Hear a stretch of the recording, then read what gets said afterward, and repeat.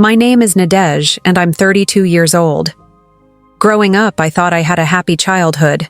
I mean, what kid doesn't love playing in the sun, running around with friends, and spending time with family?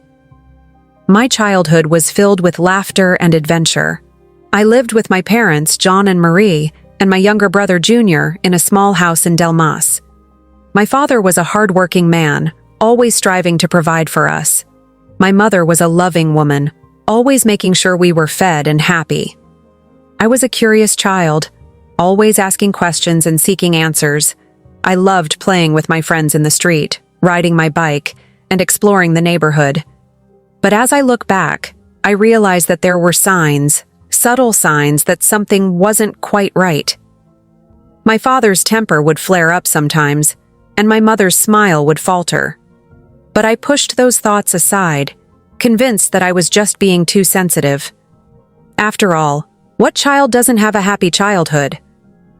I thought mine was perfect. But little did I know, it was all just an illusion.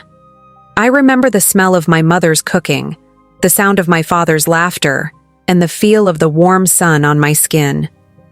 It all seemed so normal, so idyllic. But as I grew older, I began to realize that nothing was as it seemed.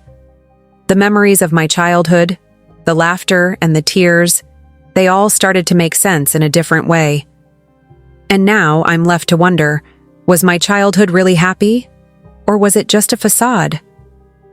I'll never forget the way my father's eyes would light up when he came home from work, or the way my mother's hands would move quickly as she prepared dinner.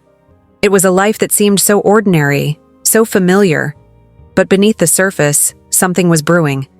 Something that would change my life forever. My father, Jean, was a complex man. To the outside world, he was a successful businessman, always dressed impeccably in his three-piece suit, with a briefcase in hand. He would leave for work every morning, kiss my mother on the cheek, and promise to bring home dinner. My mother, Marie, was a homemaker, dedicated to taking care of Junior and me. She would spend her days cooking, cleaning, and making sure the house was spotless. Our home was always immaculate, with fresh flowers on the table and a delicious meal cooking on the stove. To our neighbors, we were the perfect family. My parents would attend church every Sunday, dressed in their Sunday best, and smile at everyone we met. My father would pat my brother on the back and tell him what a great job he was doing in school. My mother would wave at the neighbors and chat with them about the latest news. We looked like a happy family, with a loving father, a caring mother, and two well-behaved children. But behind closed doors, things were different. My father's smile would fade, and his tone would change. He would yell at my mother for the smallest things, like not having his favorite dish ready on time. He would criticize Junior and me for our grades, telling us we weren't living up to his expectations. My mother would try to calm him down, but he would just get angrier. I would often find myself walking on eggshells, trying not to trigger one of his outbursts. Despite the tension at home, my parents made sure we looked good in public. They would take us to fancy restaurants and parks, and smile for photos. My father would hold my mother's hand, and they would look like the perfect couple. But I knew the truth. I knew that beneath the surface, my family was struggling. My father's anger and frustration would simmer just below the surface, waiting to erupt at any moment. As I grew older, I began to realize that my father's behavior was not normal. I saw how other fathers interacted with their families, with kindness and patience. But my father was different. He was a master of manipulation, always making sure we looked good in public, while hiding the truth behind closed doors. And my mother, she was trapped in a cycle of abuse, unsure of how to escape. I remember one time we were at a family gathering, and my father was being his usual charming self. He was laughing and joking with our relatives, and everyone seemed to love him. But as soon as we got home, his demeanor changed. He yelled at my mother for not cooking dinner fast enough and slammed his fist on the table. I was shocked, and my brother was scared. My mother just stood there, frozen in fear. As I looked at my father, I wondered what had made him the way he was. Was it his upbringing, or was it something deeper?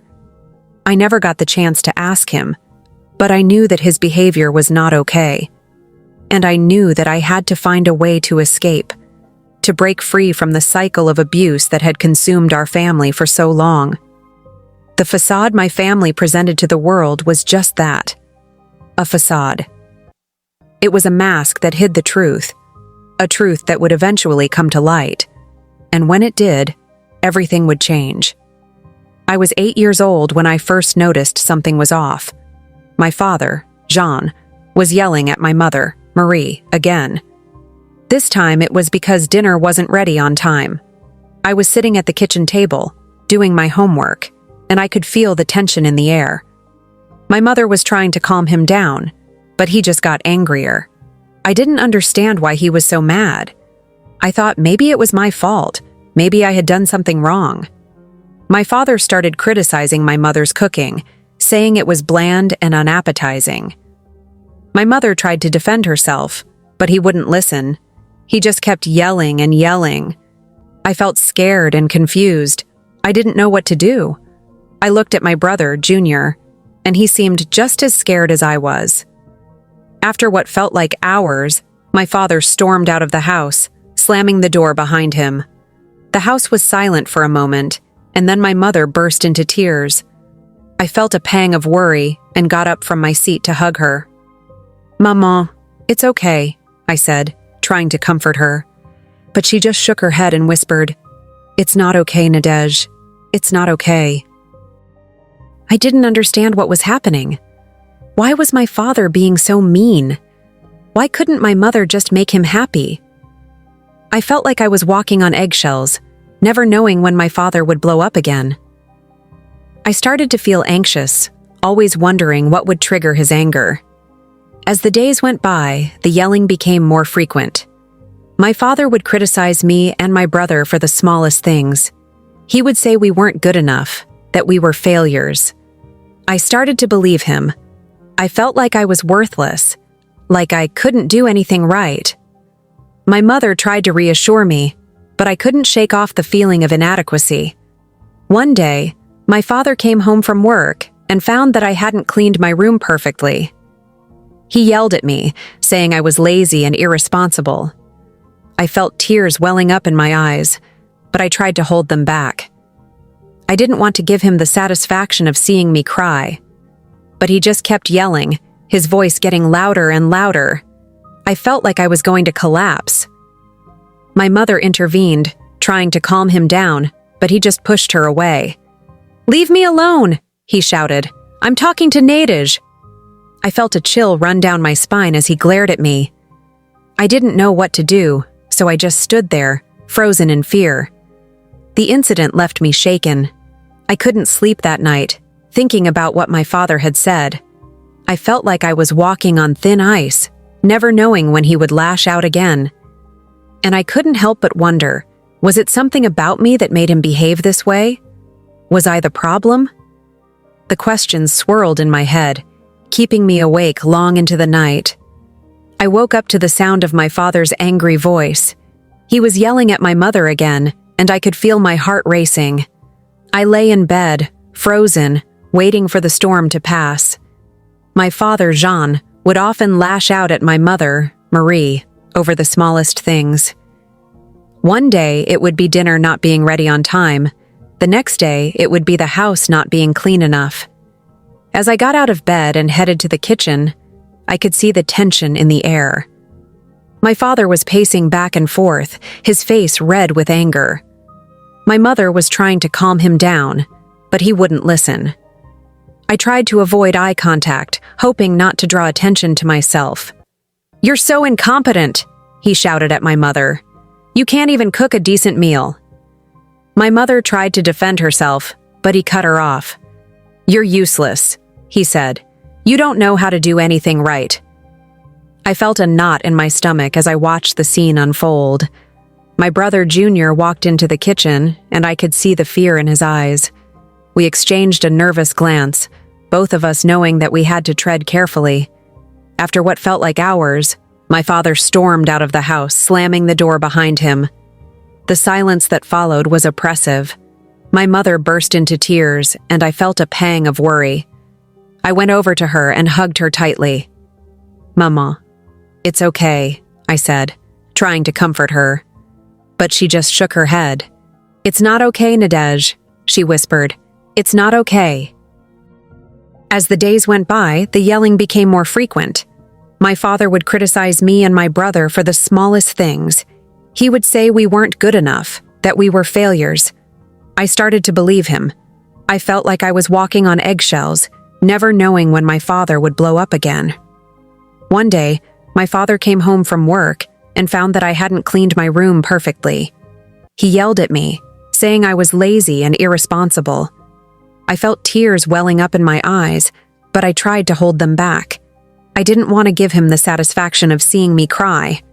"You're so useless," he shouted. "You can't even clean your room. What are you going to do with your life?"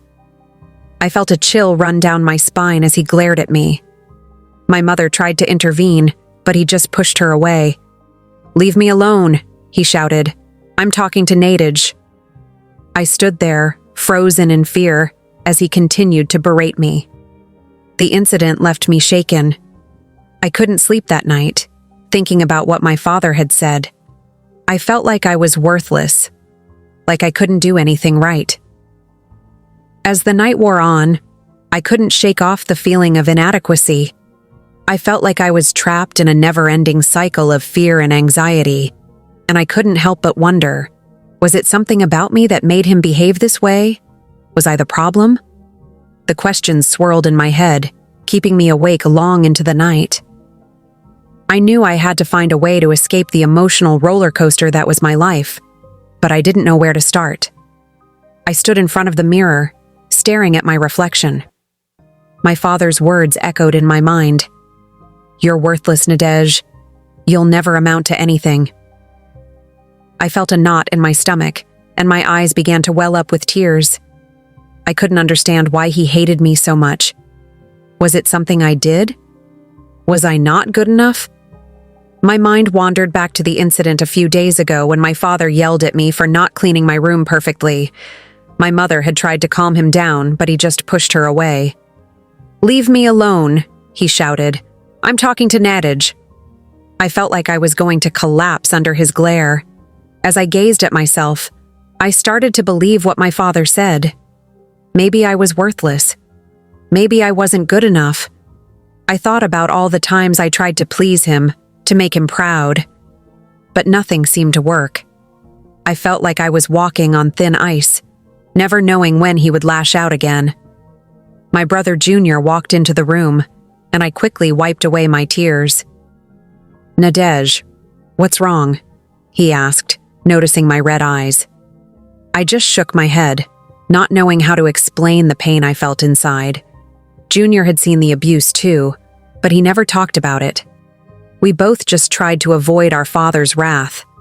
I remembered the times my father would criticize my mother's cooking, saying it was bland and unappetizing. My mother would try to defend herself, but he just wouldn't listen. The yelling would go on for hours, and I would feel so scared and confused. I didn't know what to do, so I would just sit there, frozen in fear. As the days went by, the yelling became more frequent. My father would find fault in everything we did. My brother and I would try to stay out of his way, but it seemed like no matter what we did, it was never good enough. I started to feel like I was living in a nightmare, always on edge, waiting for the next explosion. One day, my mother sat me down and told me that it wasn't my fault, that my father's behavior had nothing to do with me. But I couldn't shake off the feeling of guilt and shame. I felt like I was the one who was flawed, like there was something fundamentally wrong with me. "Mama, why does Papa behave like this?" I asked, looking for answers. My mother sighed and pulled me into a hug. "I don't know, Nadej. Your father has a lot of problems, and he doesn't know how to deal with them." But I couldn't help feeling that it was me, that I was the problem. The guilt and shame consumed me, making me feel like I was living in a dark cloud. I didn't know how to escape, how to make it stop. All I knew was that I felt trapped, stuck in this never-ending cycle of pain and fear, and I didn't know how to break free. As time passed, the situation didn't improve. My father's anger turned into a constant presence in our lives. My mother tried to shield us, but it was hard to ignore the tension in the air. I felt like I was losing myself, like I was disappearing into the darkness of my father's rage. I began to doubt everything about myself. Was I a good student? Was I a good sister? Was I even lovable? The questions swirled in my head, making it hard to focus on anything else. I felt like I was drowning in a sea of self-doubt, and I didn't know how to keep my head above water. My father's words became my inner voice, criticizing me, belittling me. I felt like I was walking around with a weight on my shoulders, a constant reminder that I wasn't good enough, and I didn't know how to shake it off. The pain and the fear became my reality, a reality that I couldn't escape. I felt like I was trapped in a prison of my own making, and I didn't know how to find the key to set myself free. All I knew was that I had to survive, to find a way to live with the guilt and shame that had become my constant companions.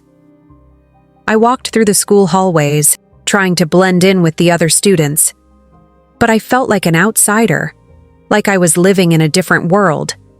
Nobody knew what was going on at home.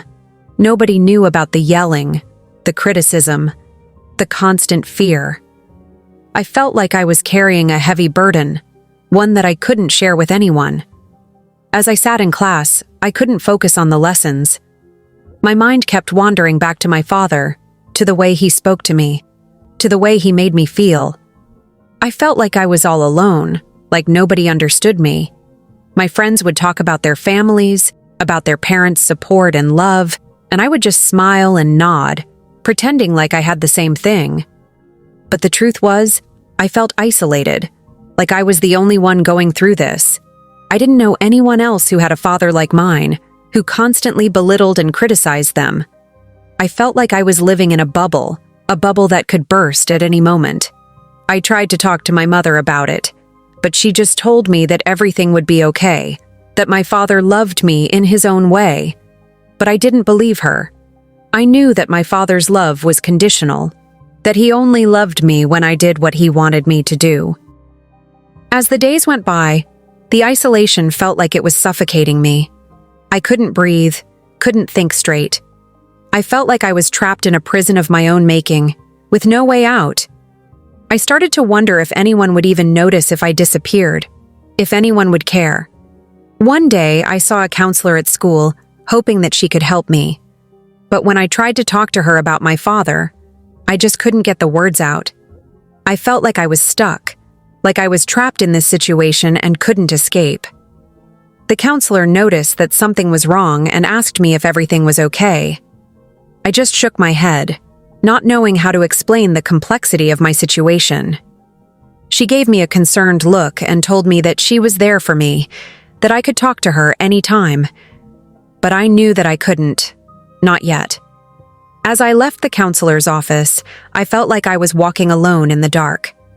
I didn't know where I was going, or what the future held. All I knew was that I had to keep moving forward, no matter how hard it got. I felt like I was in a never-ending tunnel, with no light at the end. The isolation was starting to consume me, making me feel like I was invisible. I just wanted someone to see me, to understand me, to help me. But it seemed like nobody could, like I was alone in this struggle. And the loneliness was eating away at me, making me feel like I was disappearing. I knew I needed help, but I didn't know where to turn. My father was always there, looming over me, making me feel small and insignificant. And my mother, she was trying to help. But she was trapped too, trapped in her own fears and doubts.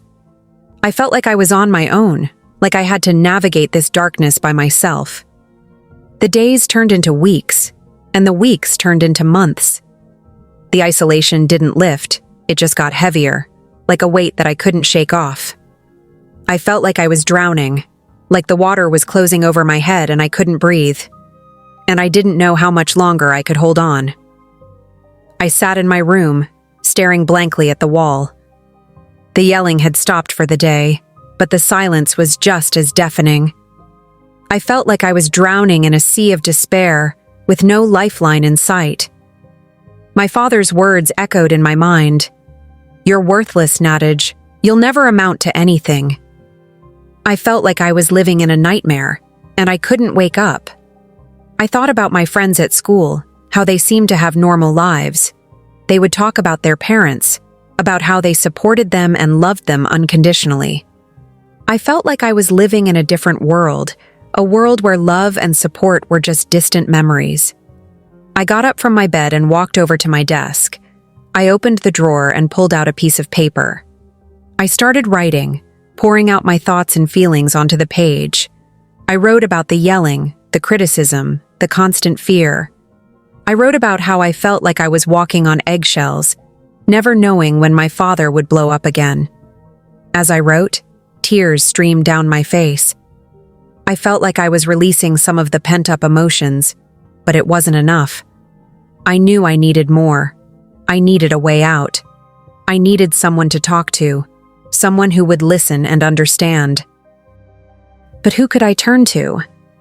My mother was trapped in her own fears and doubts. My friends didn't know what was going on at home, and I didn't know how to tell them. I felt like I was alone, like I was the only one going through this. I finished writing and folded the paper. I hid it in my drawer, knowing that I couldn't let my father see it. I felt a sense of desperation wash over me.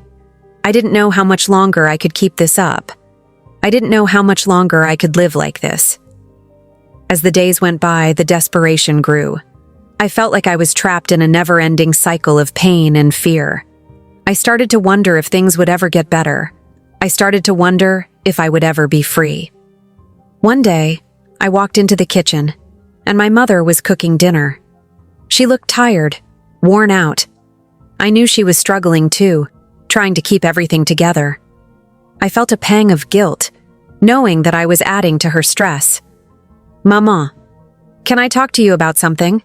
I asked, hoping that she would listen. She turned off the stove and looked at me, concern etched on her face. "What is it, Nadege?" I took a deep breath and tried to find the words. "I don't know how much longer I can do this, Mama. I feel like I'm losing myself." My mother walked over to me and hugged me tightly. "We'll get through this, Nadege. We'll find a way." But I knew that she didn't know how to escape either. I knew that she was trapped, just like me. And the desperation was suffocating me, making it hard to breathe. I pulled back and looked at her, searching for answers. "Mama, why does Papa behave like this? Why can't he just be nice to us?" My mother's expression changed, and for a moment, I saw a glimmer of sadness in her eyes. "Your father has a lot of problems, Nadege. He's struggling with his own demons." I nodded, but I didn't understand. I didn't understand why he couldn't just be happy, why he couldn't just love us without hurting us. The desperation was growing, and I didn't know how to stop it. I felt like I was running out of options, like I was running out of time, and I didn't know what would happen next. I looked at my mother, and I knew that I had to find a way out. I had to find a way to escape the pain and the fear. I had to find a way to be free. But how? I stood frozen in the kitchen, my eyes fixed on my father as he yelled at my mother. His face was red, his voice raised, and his words cut deep. My mother stood tall, but I could see the fear in her eyes. I felt a knot in my stomach, a familiar sensation that had become all too common in our household. But something was different this time. Maybe it was the tone of my father's voice, or the look on my mother's face. Maybe it was the realization that this wasn't just another fight, but a pattern of behavior that had been going on for years. Whatever it was, something inside me snapped. I took a step forward, my voice shaking as I spoke. "Stop it, Papa. Just stop it." My father turned to me, his eyes blazing with anger. "Mind your own business, Nadege," he growled. But I stood my ground. "No, I won't mind my own business. You're hurting Maman, and you're hurting me. You're hurting us all." My father's face turned redder, and for a moment I thought he would explode. But then, something in his expression shifted. He looked at me, really looked at me, and for a moment I saw a glimmer of the man he used to be. The man my mother had told me about, the man who was kind and loving. But it was just a moment. The anger and frustration took over, and he turned back to my mother. "You're just making excuses for her," he shouted. "You're just enabling her." I felt a surge of anger and frustration. I knew I had to do something, but I didn't know what. I looked at my mother, and I saw the fear and resignation in her eyes. And in that moment, I knew I couldn't stay silent anymore. I knew I had to take a stand. "Papa, stop," I said, my voice firm. "Just stop. This has to end." My father turned to me, his eyes flashing with anger. But I stood my ground, my heart pounding in my chest. I knew I was taking a risk, but I couldn't keep living like this. The room fell silent, the tension between us palpable. My father's face was twisted in anger, but I refused to back down. I knew I had reached a breaking point and I couldn't go back. I had to move forward, no matter what. In that moment, something shifted inside me. I realized that I didn't have to accept this kind of treatment. I didn't have to live in fear of my father's anger. I could stand up for myself, for my mother, and for our family. And with that realization, I knew that my life would never be the same again. I took a deep breath and looked my father straight in the eye. "I'm not going to stand for this anymore, Papa," I said, my voice steady. "I'm not going to let you hurt us anymore." My father's face turned red with rage, but I didn't flinch. I knew I had to be strong, for myself and for my family. The words hung in the air, a challenge to the status quo. And in that moment, I knew that I had made a decision. I had decided to take control of my life, to stand up for what was right, and to fight for a better future. The question was, what would happen next? I stood in my room, staring at the wall as I replayed the argument in my head. My father's words kept echoing in my mind, the anger and venom in his voice.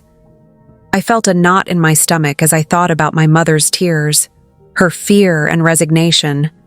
Something was wrong, and I knew it. This wasn't just a normal family argument. This was something deeper, something that had been going on for a long time. I thought back to all the times my father had yelled at me, at my mother, at my brother. The times he had criticized us, belittled us, made us feel small. I realized that it wasn't just about the arguments. It was about the way my father treated us, the way he spoke to us. It was about the fear and anxiety that had become a part of our daily lives. I thought about how I had been feeling, how I had been trying to navigate this toxic environment. As I stood there, a realization dawned on me. This wasn't normal. This wasn't healthy. My father was abusing us, emotionally and psychologically. He was manipulating us, controlling us, making us feel like we were worthless. I felt a wave of anger wash over me. How could he do this to us? How could he treat us like this? I thought about my mother, how she had been suffering in silence for so long. I thought about my brother, how he had been affected by this toxic environment. I knew I had to do something. I couldn't just stand by and watch this continue. I had to take action, had to find a way to stop this. But how? I didn't know where to start, didn't know what to do. I thought about talking to someone, about reaching out for help. But who could I trust? My friends didn't know what was going on at home, and I didn't know how to tell them. My mother was trapped in this situation, and I didn't know how to help her. As I stood there, I felt a sense of determination growing inside me. I knew I had to find a way out of this, had to find a way to protect myself and my family. I was tired of living in fear, tired of being belittled and controlled. I took a deep breath and made a decision. I would find a way to stop this. I would find a way to take control of my life, to protect myself and my family. I didn't know how, but I knew I had to try.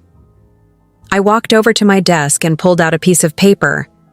I started writing, pouring out my thoughts and feelings onto the page. I wrote about the abuse, about the fear and anxiety. I wrote about my determination to find a way out.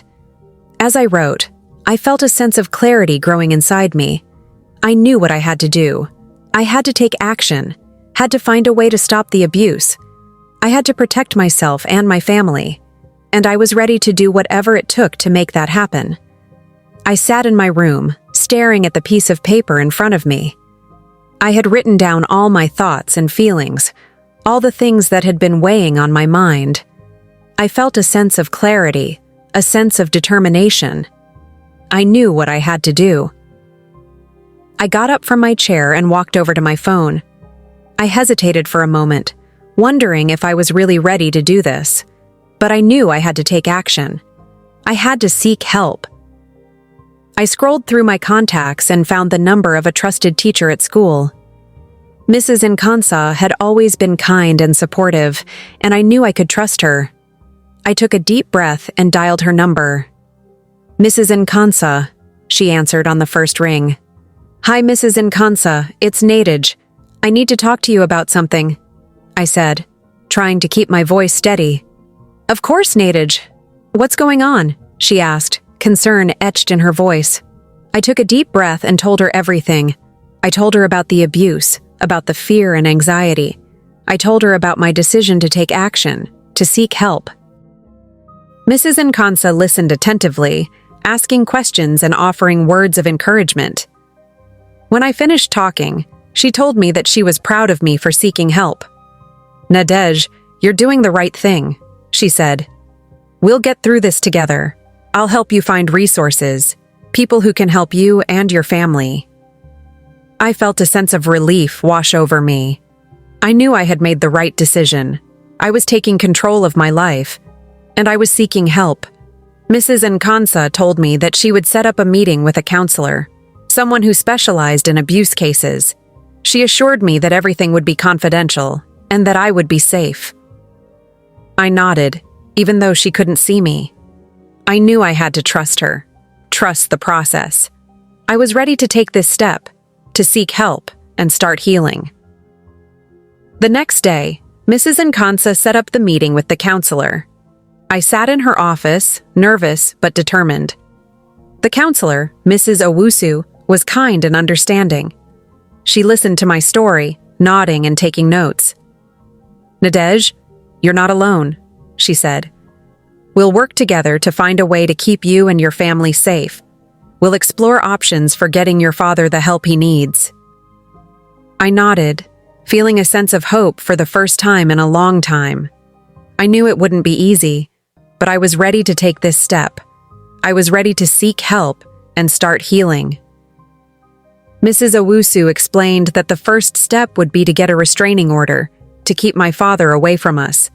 She also offered to help my mother and brother, to provide them with support and resources. I felt a sense of gratitude towards Mrs. Owusu and Mrs. Nkansa. They were helping me, supporting me. I knew I wasn't alone anymore. As I left the counselor's office, I felt a sense of determination. I was taking control of my life, seeking help and support. I was ready to face whatever came next, knowing that I had people who cared about me. I stood in the courtroom, my heart racing as I watched my father sign the papers. He was agreeing to get help, to attend therapy sessions and work on his issues. My mother stood beside me, her hand on my shoulder, as we waited for the judge to finalize the agreement. The judge looked at us, his expression serious. "This is a big step, Mr. Kumi. Are you sure you're ready to commit to this?" My father nodded, looking determined. "Yes, Your Honor. I'm ready to do whatever it takes to make things right with my family." The judge nodded, satisfied. "Very well. I'll finalize the agreement. Mr. Kumi, you'll attend therapy sessions and work on your anger issues. You'll also have supervised visits with your children." I felt a sense of relief wash over me as the judge banged his gavel. It was over. My father was getting the help he needed, and our family was going to be okay. My mother hugged me tightly. "We're going to be okay, Nadej. We're going to get through this together." I hugged her back, feeling a sense of closure. It had been a long and difficult journey, but we had made it. We had found a way to heal and move forward. As we left the courtroom, I looked at my father. He looked different somehow. He looked like he was finally taking responsibility for his actions. "Thank you, Papa," I said, my voice soft. He looked at me, his eyes filled with regret. "I'm sorry, Nadej. I'm so sorry for everything." I nodded, feeling a sense of forgiveness. "I forgive you, Papa, but I need you to keep working on yourself. I need you to keep getting help." He nodded, looking determined. "I will, Nadej. I promise." We walked out of the courthouse together, as a family. It wasn't going to be easy, but we were going to make it. We were going to heal, and we were going to move forward. As we walked, my mother took my hand. "I'm proud of you, Nadej. You're strong and brave." I smiled, feeling a sense of pride. "I'm proud of us, Mama. We're going to be okay." We walked in silence for a moment, enjoying the warm sun on our faces. Then my brother spoke up. "Can we get ice cream now?" My mother laughed. "Yes, we can get ice cream. We're celebrating a new beginning." I smiled, feeling a sense of joy. We were starting fresh, starting new, and it felt amazing. We walked to the ice cream shop, laughing and chatting. It was a small moment, but it felt huge. It felt like we were finally free. I sat in my room reflecting on the past few months. So much had changed, and yet so much remained the same. I thought about my father, about the abuse and the pain he had caused. I thought about my mother, about her strength and resilience. And I thought about myself, about the journey I had been on. As I looked back, I realized that I had learned so much. I had learned that abuse was never okay, that it was never the victim's fault. I had learned that seeking help was a sign of strength, not weakness. And I had learned that healing was possible, that it was a journey worth taking. I thought about the people who had helped me along the way. Mrs. Nkansa, my teacher, who had listened and supported me. Mrs. Owusu, my counselor, who had guided me through the healing process. And my mother, who had stood by me every step of the way. I realized that I wasn't alone, that there were people who cared about me and wanted to help. And I realized that I was strong, stronger than I thought. I had survived the abuse, and I had come out on top. As I looked to the future, I knew that there would be challenges ahead. But I was ready. I was ready to face them head on, to use the lessons I had learned to navigate the ups and downs of life. I took a deep breath, feeling a sense of determination. I was going to be okay. I was going to heal, and I was going to thrive. And I was going to help others along the way, to pay it forward and make a difference in their lives. I smiled to myself, feeling a sense of hope and possibility. The future was bright, and I was ready to face it. I was ready to live my life, to live it to the fullest. And I was ready to make a difference, to leave my mark on the world. I stood up, feeling a sense of purpose. I was no longer the same person I had been a few months ago. I was stronger, wiser, and more resilient. And I was ready to take on the world. If you're experiencing abuse or know someone who is, there are resources available to help. Reach out to a trusted friend, family member, or professional for support. If you're a survivor of abuse, know that you're not alone, and there is hope for healing and recovery. Consider seeking out counseling or therapy to work through your experiences and develop coping strategies. Let's break the silence and support each other in healing and recovery. Share your story, listen to others, and let's create a community of support and understanding. If you need help or just someone to talk to, Don't hesitate to reach out. Your safety and well-being are worth it. This is the end of my story. Thank you for watching, and if you like this kind of content, kindly leave us a like, share the video, and subscribe to the channel for more stories like this. Thank you.